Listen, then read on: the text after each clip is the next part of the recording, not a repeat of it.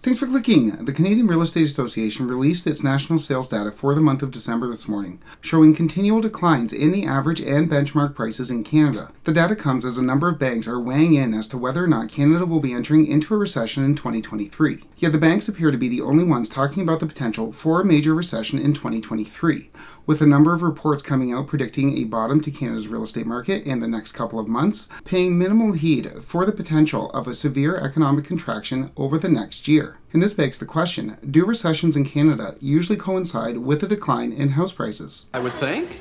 I would too, but let's look at the historical data. The is that? So what I want to do today is go over the report from the CREA looking at December's price data.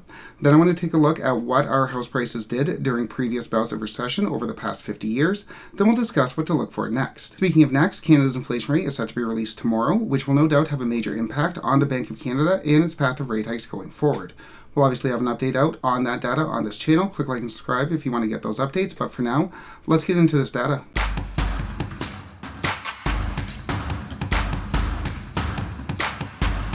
Onto the data. According to the CREA, Canada's average house price declined again in December. In November, our average house price was $633,000, and that declined down to $626,000 in December. So we have about a $7,000 average price decline in the month of December. And our benchmark price, the price of the home that represents the most popular set of features, also declined in December. The benchmark price in November was $744,000, and that fell fairly substantially down to $730,600. So we have about a $6,000 decrease in the average price and close to a $14,000 decrease in the benchmark price. Yet, despite these drops, CREA's president, Jill Udall, said that the market's adjustment to higher rates could be in the rearview mirror, and this could bring buyers back to the table in the spring of 2023. And CREA economist John Cathcart, that we've talked about before on this channel, noted that although rates and inflation were the story of 2022, a lack of supply will be the biggest issue in 2023. Is that back?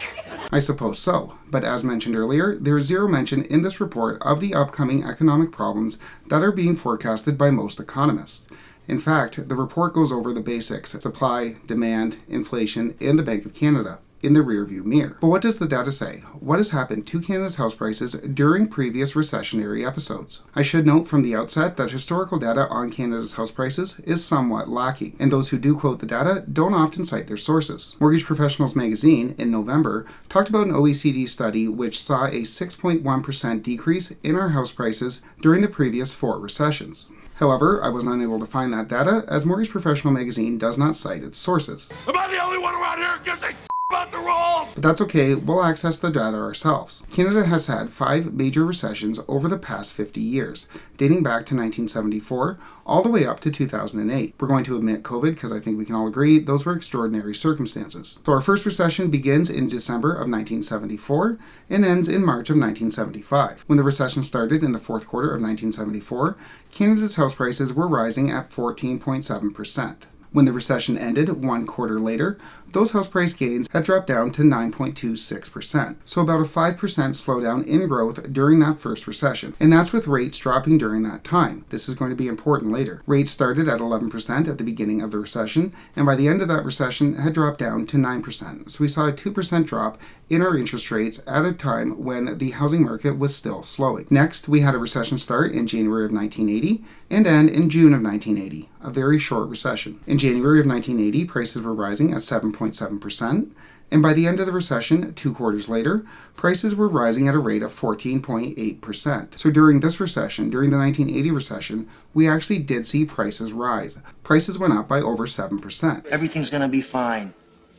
During that time, we also saw interest rates drop, with prime starting at 15% at the beginning of the recession, going as high as 16.75%, and then by the time the recession was over, had dropped down to 12.25%. So yes, prices did rise during that recession, but this was also during a time when the Bank of Canada lowered rates by 3.5% from peak to trough. Next, the 1981 recession, the recession that lasted much longer than the previous 2, started in June of 1981 and ended in October of 1982. In June of 1981, Canada's real estate prices were rising at a rate of 14%. By the end of the third quarter, by the end of that recession, prices had not only slowed, but were actually reversing, dropping year over year by 8%. And that 8% year over year drop also occurred while the Bank of Canada was lowering interest rates.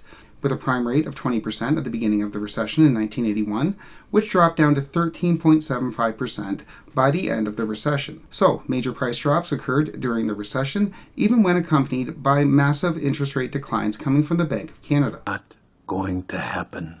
The next recession started in March of 1990 and continued on to April of 1992. At the beginning of 1990, Canada's home prices had already been declining for some time, and at that point had been dropping by about 3%. During this recessionary period, prices went up and down, eventually ending off at negative 2.1% in April of 1992. But what were rates doing?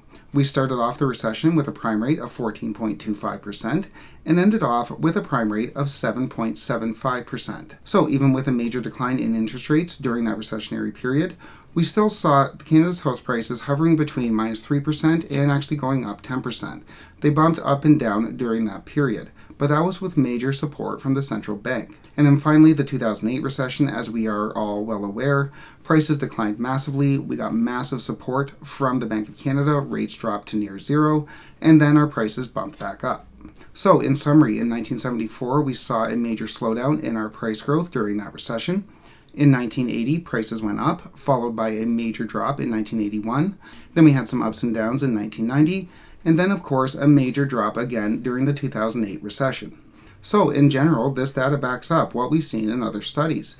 We do see a major slowdown in housing activity during recessions.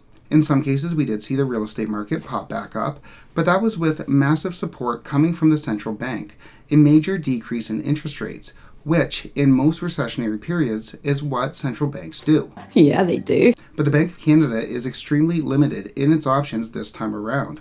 Inflation sitting at 6.8%. The bank's ability to lower interest rates, especially lower them to the extent that we saw during those previous bouts of recession, is extremely limited. The majority of the previous recessions that we just looked at were accompanied by major decreases in interest rates. But the Bank of Canada is going to be limited in its ability to lower interest rates back down to those lows, even to lower interest rates by, say, 2%, as long as inflation is above that 5-6% range. If inflation is sitting at 5.5%, is the Bank of Canada going to lower rates to help stimulate economic activity during this recession? Time will tell. But so long as we know, for the most part, that a recession is coming, it's not clear how we can be predicting an end to Canada's real estate market correction. It's not clear how we can predict that bottom when we haven't even hit the major contraction in economic activity. So, in summary, the average price down about $6,000, the benchmark price down about $13,000. In Canada, during previous recessionary periods, have almost always seen major price declines or major slowing of price growth in each and every period, except maybe 1980 and some ups and downs during 1990 to 1992. But every single one of these recessions was accompanied by major drops in interest rates, and it's not clear that the Bank of Canada will be able to do that this time. With that said, we'll have a much better idea of the options available to the Bank of Canada when we get that inflation rate tomorrow. We'll obviously have an update out on that rate on this channel. Click like and subscribe if you want to get those updates, but for now, thanks so much for watching.